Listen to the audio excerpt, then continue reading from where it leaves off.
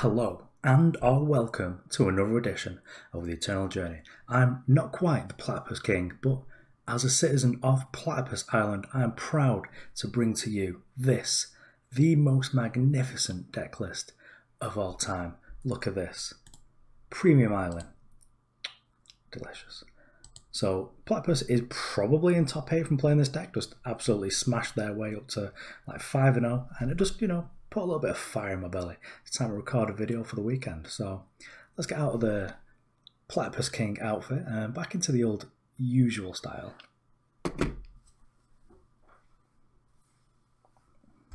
Might transition that, might leave it in. So Hooru is basically a control archetype that you can move with any old nonsense.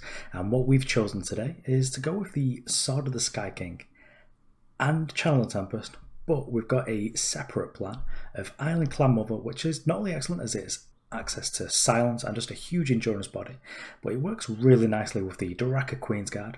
And then of course we've got the Throne Warden over here, which really leans into the plans of Auric, Runehammer and Sword of the Sky King. This deck does have some more interesting stuff in it, so as well as just the 4 Harsh Rule and the 4 Hailstorm as ways of just resetting the board, we've also got the Leave a Witness, which is probably going to be leaving us with Eilyn Clan Mother. And this many just ways to wipe the board means that our weapon's going to be really good. And this Sword of the Sky King is probably going to just be an 8-12 for most part. And it's just going to chunk in there and just finish our opponents off as soon as we've decided that the game's over and we're turning the corner.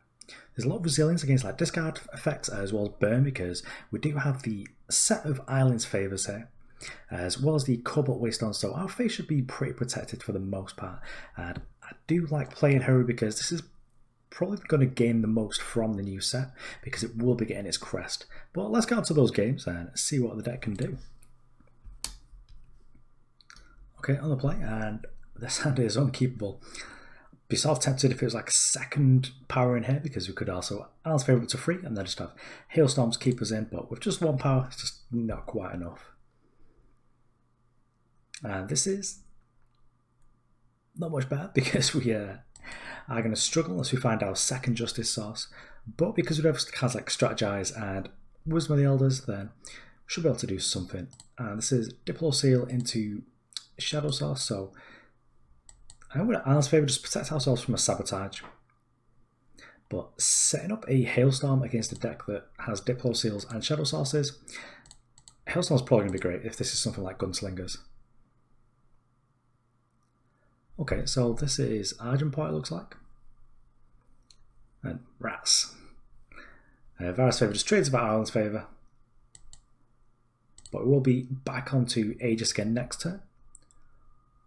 Although I'm hoping that slowed our opponent down a little bit and like they wanted to set up like a sabotage turn. Crouch Holding's fine. We are going to be strategizing here, just probably bin this Primal Sigil. Yeah, then we'll set up the Justice Source, going to be pretty nice for us. And they've got a hand full of gas here. And if we are able to like do the imaginary curve of like Queensguard into Eilyn, then we're going to be in great shape. Actually, we draw the Strategize here, we're going to be great as well, because we're going to be able to just get this Hailstorm down, just get rid of this Unseen Commando, pop this Aegis. I think that's what we're going to do. So I'm just going to Hailstorm here. No reason to play the Throne Warden because I've not got a weapon to follow up with. Although the Throne Warden does blank this pretty successfully, although if our opponent does have a Runehammer, then we do get destroyed by that.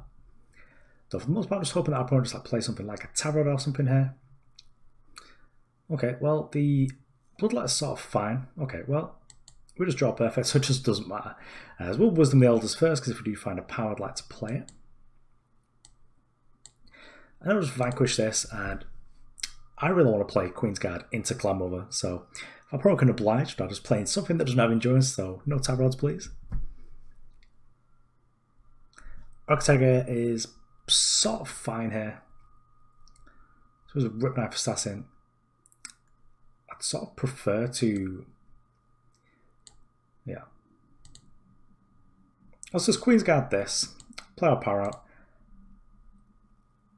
Then, if our opponent deploys like a bunch more, that plays a Tavro Tail, Harsh Rule, but otherwise I'm just going to play the Clan Mother and just silence some stuff. got us. Well, we still get to block here, so this is still actually fine. Well, my intention here is just harsh roll because this is just like a bunch of units in play. Our opponent does get to draw a card at the end of their turn because they do have the Auric Interrogator in play. But we're just going to harsh roll here. I think I'm reasonably happy to strategize here because we do have something that we don't really want in our hand, which is the Ar's Favour. But now just bottom the seat of order.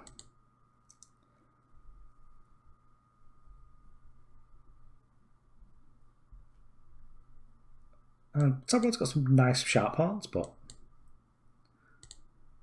we'll just silence this. If we're able to fade a removal spell, then we're able to deal 6 damage to each enemy without a battle skill, which is sadly not going to do very much in the face of the Taproot here. +4/+4, so we are taking 10 here. So we need to find like a Vanquish or some sort of removal spell just to get rid of this Taproot.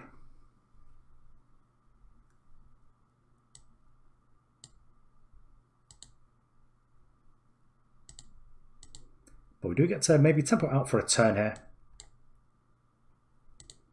We would have got face ages, so no point playing the Island's favour. Which we'll just keep it in hand just so we can maybe... Oh dear, oh dear. Well, also we're chumping now, so the tides have turned again. And we are in chump mode. But we're still pretty alive if we find like a harsh roll or something along those lines. Taproot's just like a big boy at this point.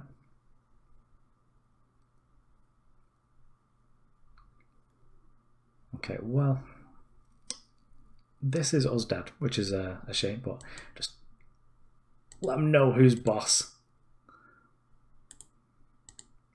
And give the opponent GG's and go on the next game.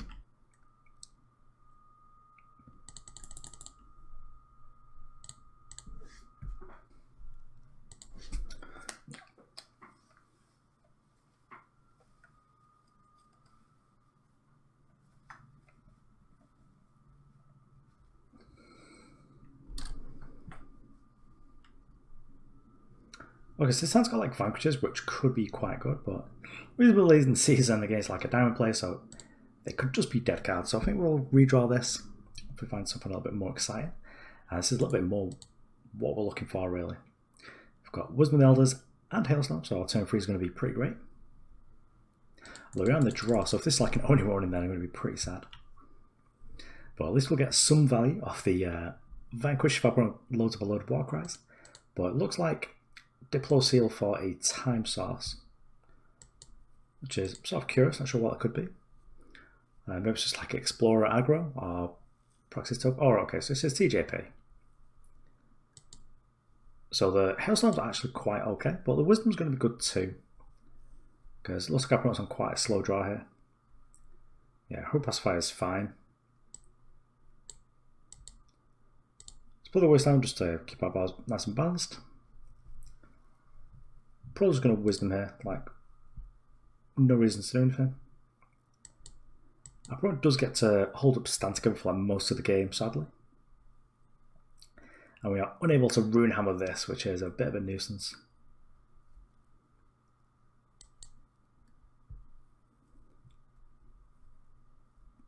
I'm pretty sure our opponent does have a fast effect there because that didn't resolve instantly, so maybe they are just like playing this, just holding up stand together forever.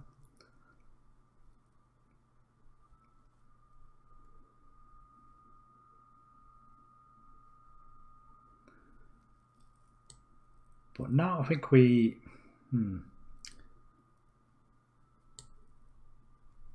So I'm pretty sure our opponent does have stand together, so they will be able to just refresh the Aegis on this Sharpwing Rider anyway. So this is a bit of a rough one. I think just try and buy time so we can get to the island. And there's not many actual Vanquish targets, so I'll just try and pop this. Get our opponent to use the stand together on their turn, like aggressively rather than defensively. Okay, so they've not actually got stand together, so I'm curious like what was actually going on with their hand then. Maybe they just actually had a bad one. So let's Daraka Queensguard. I'm going to Queensguard the thing with power. I probably can't have like stand together here, which is sort of fine really. We do take a bunch of damage next turn if that's the case. But given that there's like resolved, I'm guessing they don't have it. And then this lets us go straight into an... Oh, we don't get to go to Island quite as we wanted to. And I'm not going to sit here just trying to like get the Aegis on the Island climb over here. I think we just need to do something about these threats in the air. If we are able to silence the Sheltering Rider though, we're in pretty good shape because there's not going to be like any surprise +6/+1s on this with any Sand-Togethers or like any protects, just giving it +5/+0 and just being able to push in some surprise damage. Okay, so we've got a Equivocate here, and there's bouncing our 7-drop. Well, we get to keep it, and we're just going to take 3 this turn. So we do get to re-trigger this silence if our opponent does have some other spicy stuff. Yeah, Fetcher's mostly fine. We weren't going to play any spells anyway. So I will put the Cobalt Waystone back up to give us Equivocate protection again. And I think that's just going to go for the Eilyn. Just silence again. And then next time we're able to ultimate this and it'll just wipe our opponent's board. So it'll deal 6 damage, I believe. Yeah, to each enemy without battle skills. If our opponent is able to answer the Eilyn this turn though, we are in a reasonably rough shape, but should hopefully be able to cobble something together with like the Queensguard and the Warden. So what is this? If this is Finest Hour, both of them, well, I'm dead if it's Finest Hour. Try and block the most, no. It's Finest Hour, this way we will take 7. And we don't lose our Eilyn. If it's double Finest Hour, then pretty sure we're dead anyway. Okay.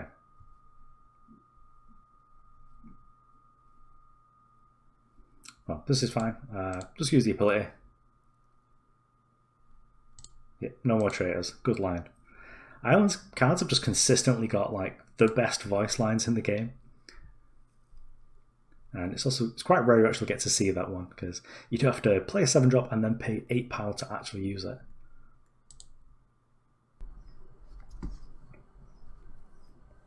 Okay, so here against Hydra Marine on the draw. And this hand I think is actually pretty good if our opponent's playing some sort of beatdown deck because we get to Hailstorm, then Hammer, and we get to make our Hammer even bigger with the Warden. And our power base is looking pretty good here as well. Ideally we do need to find some sort of card draw, and I can see us being in a matchup where it isn't very good, so hopefully this is Praxis tokens and not actually just big Praxis. May as well just play the banner first because we've got no turn 2 plays and it's unlikely Vanquish is going to be on turn 2.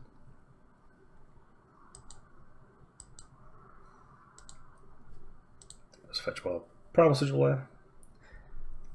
Then we're off to the races. Yeah, so I'm not afraid of no Temple Scribe. Well, Eilyn's favour though.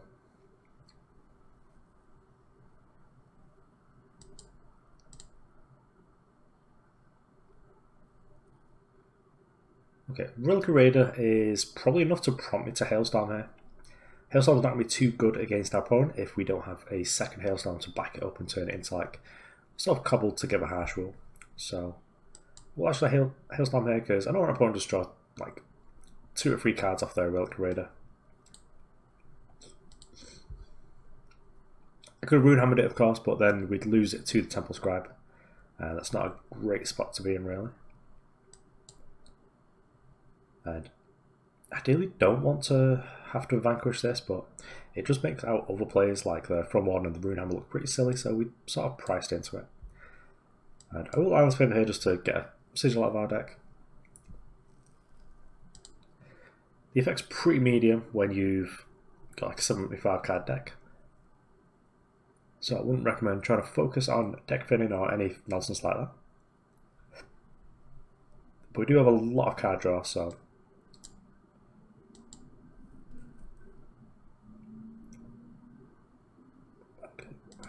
we do have a lot of card draw, so we are probably okay to do that.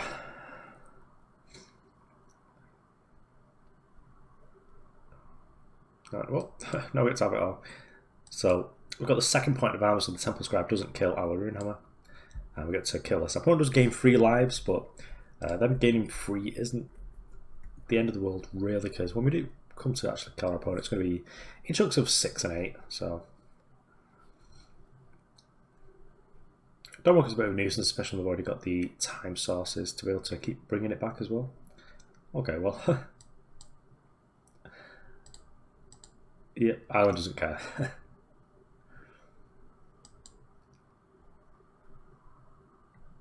I suppose we will use the hammer just to kill the 4-1. We take the 4, we've got 21, but still in reasonably good shape there. I could have saved it. Our opponent's got a predatory countersaw here, so we don't block. If opponent starts doing things that are a little bit on the suspicious side, well, we have to do this. Just kill them 2. We've got an 8-9 against a Sandstorm Titan. Opponent can't also torch there because they've only got 5 power. And we've got an 8-9 which leaves us pretty well insulated from Carnosaur. I think if our opponent attacks here, then I'm probably going to think about blocking. But our opponent's telegraph tools that they do have a Carnosaur here, and I'd rather see if we can put ourselves in a position where with the 12 power of the Runehammer plus the Eilyn, we should be able to kill both of their threats. Yeah, so there's the Carnosaur we knew about. Just going to Wisdom Nails first, try and find like our Vanquish. Strategize, we've got 4 power left, so we can still find something to do. Ooh, Hailstorm's not quite what we're looking for. Well, Hailstorm pairs with Runehammer to kill like a 7 toughness thing. I think I'm going to high roll here though. Just strategize, try and find a Vanquish. How many have we used? We've used 2 so far, I think. Platy's deck's got 4 in it. There's no... I'm going to bring the deck list up.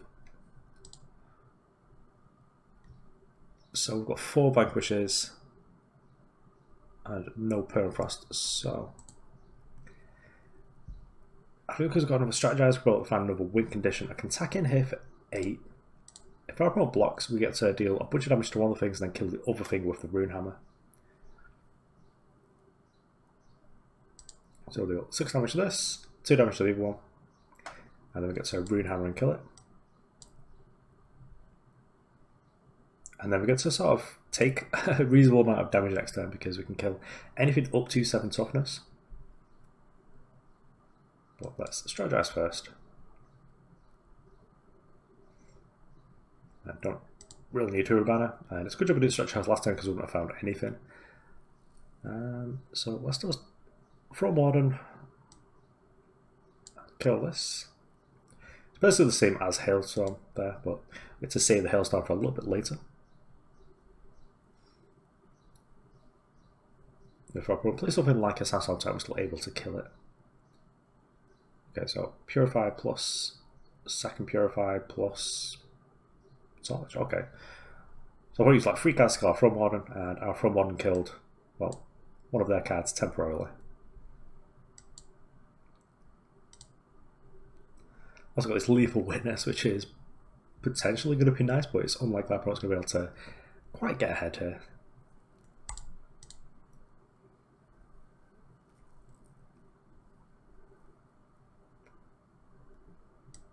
Opponent gets to not block there, which lets them get a point of damage on our weapon, but we'll play the power out just because we've got a bunch of expensive spells. Should probably be keeping that in hand though. So I'll keep this one in hand. We'll use the Hailstorm now. Just let's just get it for 8 damage, and then any channel is going to be lethal. There's no reason to keep this power in hand, so now we're at the point where a channel would be lethal because we're able to hit for 6. Nuisance. Let's attack.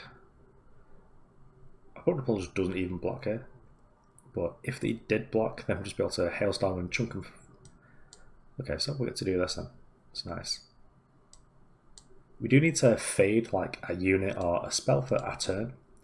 But we've got something in live draws. Although our opponent can easily turn the corner if we were able to get back, because the Dawnwalkers are really good against relic weapons.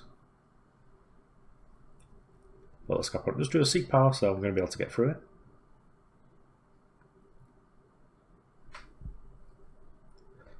I'm not quite sure what they're tanking on here, because it's just like play Sigil and lose the Runehammer, but... Okay, so we had a Heart of the Vault on top. Well, that's tedious, but we still got live draws to Hooru actually. No. I did forget that the Leave a Witness doesn't actually require you to have a unit to mentor. But give me the old GG's, move on to the next one. Okay, well, we're on the play here, and it looks like whilst we were playing, this hand's unplayable, we'll redraw that. Platypus King actually won the tournament, like 12-2 in the Swiss and then 9-0 in the top 8, which is pretty nice. So Hooru's great here. If we get like a beatdown deck again, then the Hailstorm's going to be good, and even if this is Argent Part, like Hailstorm's backed up with Hooru is going to be pretty good, and we are going to be able to get in there ahead of Sabotage with an Alan's favour. Although we do need a second Justice Sorcerer realistically.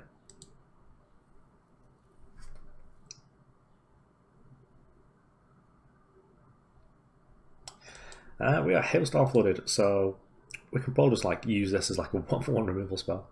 Okay, so this is like Valkyries. I think we actually want to kill this just because it'll make the rest of the units in the hand not get bigger, as well as not allowing our opponents to get ahead on power.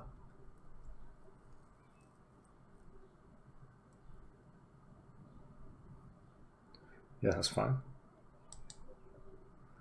Probably going to save this Emerald Waystone so we can actually get the bonus, but if we do miss a power, then I will just play it out. Ugh, Macto. I've just like rolled into what could be one of the most tedious matchups. We do need Eilyn to sort of sort out the Inquisitor Macto because otherwise going to be in trouble. Inquisitor's Blade. Ugh, no thanks.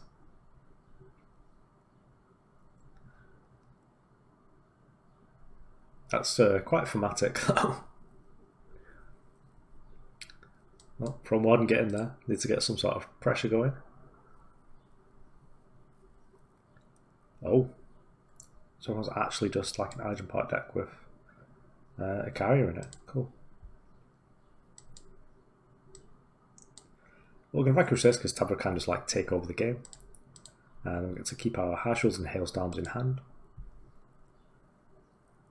And hopefully we'll get super lucky and we're able to finish our opponent off before the Macto actually comes back and gets to ruin our day. So this isn't the best race for us because our opponents get to gain 2 back, but we're not really getting anywhere otherwise. Well, let's put this Cobalt Waystone back on. I'm actually going to Hailstorm here just because temporarily gets rid of our opponent's threats and let's just get in for damage. We're having a lot of revenge units is a bit of a nuisance.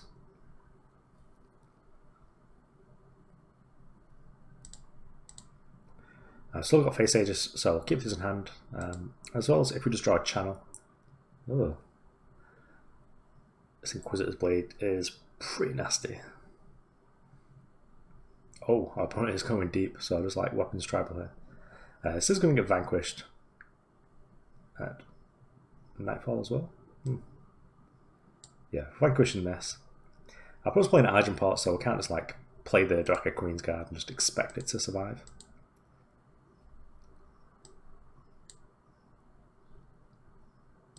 Queensguard up, just keep these powers in hand because you do have Strategize.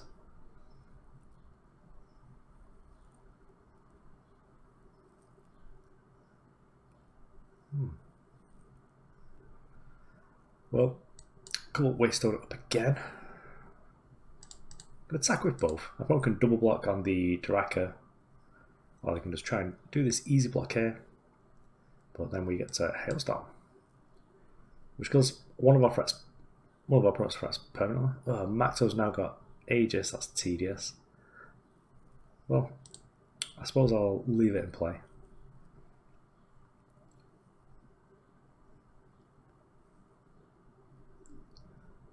I suppose we are priced into harsh rule in here. So I'll just attack. I've not been able to just gain so many lives just from like these Bloodletters and left right falchions. And now Macto's got Aegis is pretty tedious. And we are actually priced into like Channel Tempest on this. Actually, it's throw Warden first. This gets to gain us some lives and we get to block like one of these, probably the 4-3. Yeah, I'll make that trade. Well, we're at 7, so I feel like we can just channel our opponent's face here.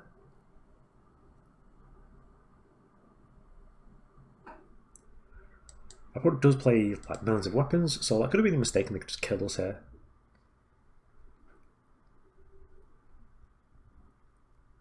And of course the Scotlands are pretty nice because it allows our opponent to like try and find that Macto. Now Daraka's just gonna kick this Thief in. We'll use the Emerald Waystone just to gain a life. And I think we'll actually Eilyn's favour there against my better judgment.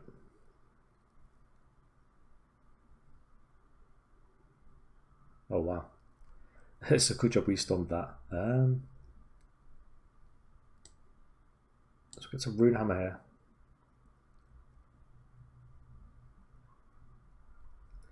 So it gets to 7 points of damage, and we can generally never kill this from that point onwards though. Yeah, I'm sort of concerned about a removal spell just actually killing us on the spot, so we'll have to kill the 8-4.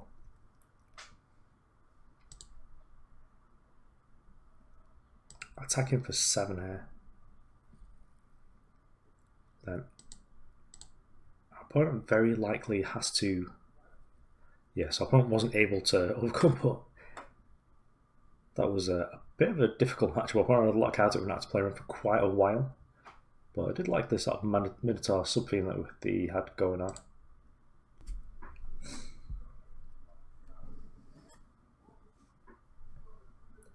Okay, so straight redraw there, just the 1 power.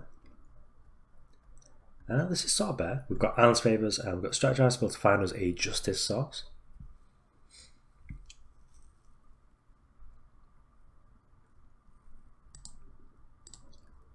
I don't mind using the Cobalt Waystone to actually get us Aegis through the Eilyn's Favour. Which matchups you do want to hang on to the Cobalt Waystone, especially against Azendel's Gift or anything like that. Okay, so common cause for a Justice. So maybe this is like a Ricano Gunslingers. Could be Valkyries.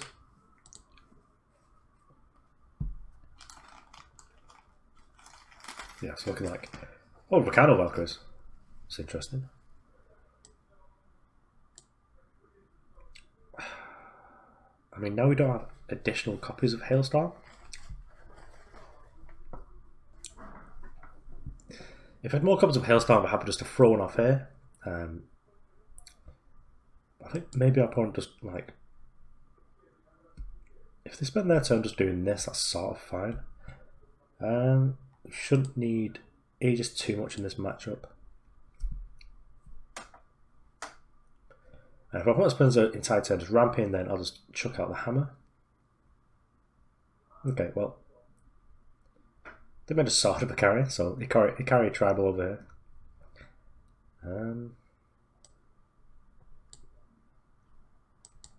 I suppose we'll Hailstorm now because then we get to hammer this or sort of render it useless with the Throne Warden, which is perhaps even a better idea because then we get to use the 4 points of armor plus the... okay. I think this is still just make Throne Warden as like the play. I'm probably just use both of their things to kill our Throne Warden if they want, so they get to attack here, gain 3 lives, we block, and then they get to finish us off with the Sword of a Carrier.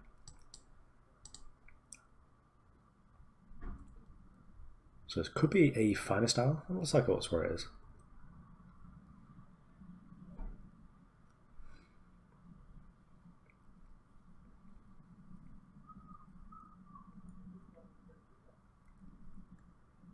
We're going to lose out a little bit here because we'll be stuck facing down this Crouch Warden. I think because we've got an actual sweeper in play, we'll just deal with the Aegis unit, let our opponent kill our hammer. And if they play more into the board, then I'll just leave a witness. Like, it doesn't need to actually leave a witness. It can just be a really expensive harsh rule. with a sort of sweet sound effect.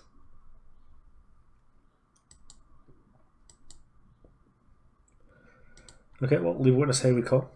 Stop our opponent from getting a bunch of war cries and cheaper spells from the Story of Descent as well.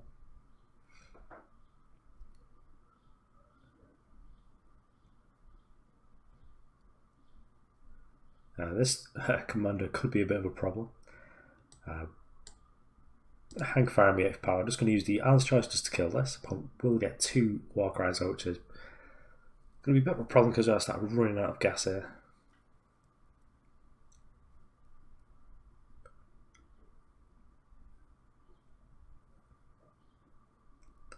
Okay, so I managed to actually get him here as a 2-for-1, so hopefully this should be able to sort of help us to back in control of the game here. Channel's perfect, so we get to kill their weapon.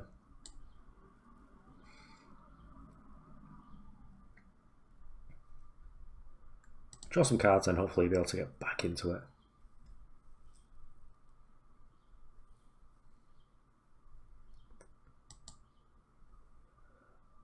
Well, I think it's just Ashwell here just because of how scary this card can actually be.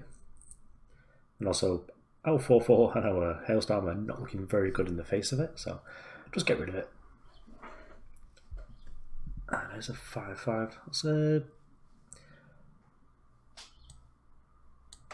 bit of a nuisance. I'll just do this to gain some lives.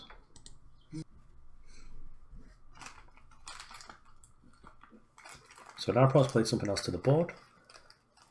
Well, we do get to 4 here, which is not great, but we do get to hopefully harsh rule. This is going to take out both our opponent's threats. And hopefully get to lead it with a Runehammer to kill whatever's left. But we do need to find like an actual threat or just some way of winning the game here. Hooru does have like a number of charge threats in their deck, so I guess we're playing Drogo while we've got a handful of like Vanquishes.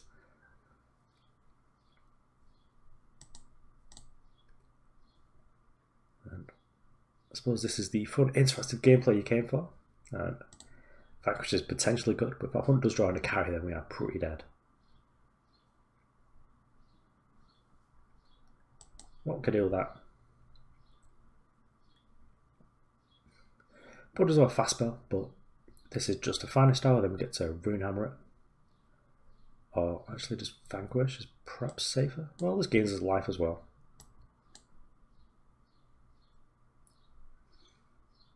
This is another finest hour. Then we get to live the life and vanquish it.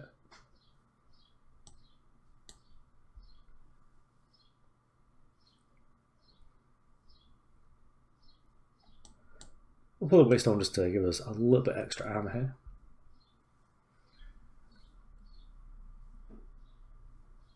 So that puts us at 6, which is not dead to a carrier. Okay, so now they had another pause.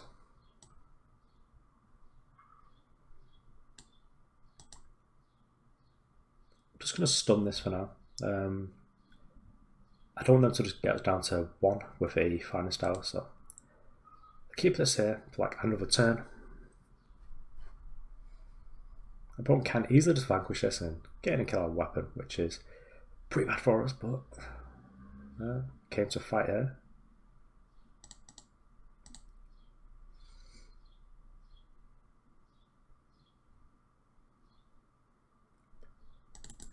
Opponent's tanking here, so must have sort of some decisions to make. Okay, so Sword of Carry plus double torch. Yeah. Okay, so it was double torch, it wasn't actually finest hour, but we would have been dead to that anyway. Well, we've got our turn. Okay, so if we'd have actually Runehammered this, I'm pretty sure they could have double torch to kill us. Well, we need to Hailstorm here.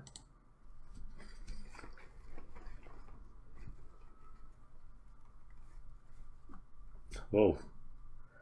A Crimson Dragon, and the Crimson Dragon will be too big, so we can all deal 5 damage with the channel, so we need to channel the face here. That's how many Hailstorms we used. Use 2, 3. So we've only got one Hailstorm left, but it leaves us with more outs, so we'll just channel this. Could also just find like a Runehammer or something. Okay, well that wasn't very impressive. I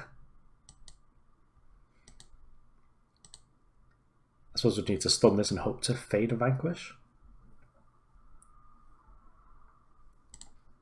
Okay, great. So we're covered even if our opponent breaks the Aegis here, like with a... Not playing around Whirl Endure, well not playing around Whirl Endure, because if they've got it then we're dead anyway. But if our opponent puts like a Deep Forge plate on this, then we're still able to keep it, well, we're able to protect ourselves with the Eilyn's Choice. Well, let's snap off this Wisdom Elders. Fish for a fast spell from our opponent. Okay, so now we get to take over finally. This was a hard game.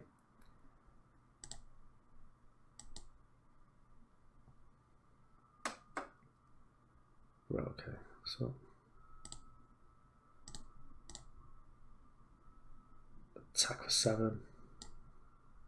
Fish up one of those sigils we put on the bottom of our deck. And then hopefully we've got our defences up with the Eilyn's Choice.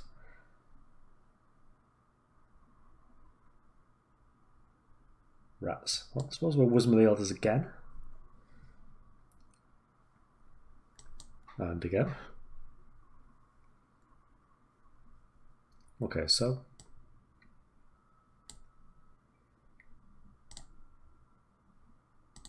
let's attack. Yeah, because then if I put blocks on as a trick, then we just get to partial clean up the board, and then next turn we get to, well, just start skyking now. It's just like I gain 8 just to keep us in the game. And now hopefully we manage to fade this Deep Forge plate that we've been worried about, because if this had turned out wrong, it's the play that gets to kill us with it. Yeah, so I probably managed to miss there, fortunately. And that was a rough game, but I managed to cobble it out.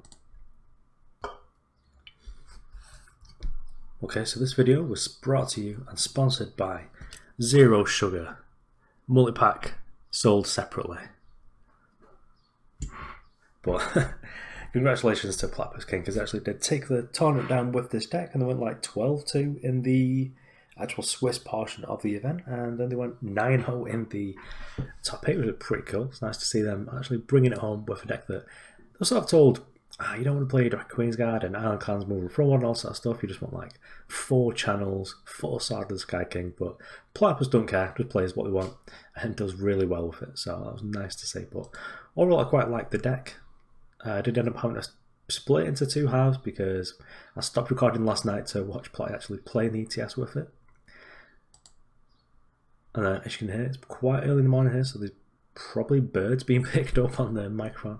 I just jammed a couple of games in the morning, but unfortunately that means that my allergies are all over the place because it's summer and I can't wait for the winter to come back and get some snow just over a nice temperature. But other than that, that's sweet. I really like every single card in it, and this is a bit of a lame duck format, but that's led to some extra layers of innovation just because people are just like, I'm bored playing Praxis tokens, it's just the most aggressively medium deck there is, or TJP or Argent Port or other sort of things. So it's sort of led to a couple of people just picking up decks and just playing something a bit different. But overall, thanks for watching. Happy that resolves, and it's been a pleasure. See you around.